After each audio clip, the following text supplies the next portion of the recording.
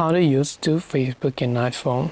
If you want to use two Facebook accounts on iPhone, you can do so very easily. Simply open up the Facebook application, and this is one of my accounts. But if I want to log into another account, tap on the menu icon from the bottom right of the screen.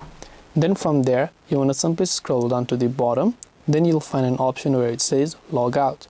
So you just have to tap the log out option, and you'll be logged out of your current account. And once done, you can add another account by selecting login to another account or selecting other accounts that you want to. And just like that, you'll be able to use two Facebook on your iPhone.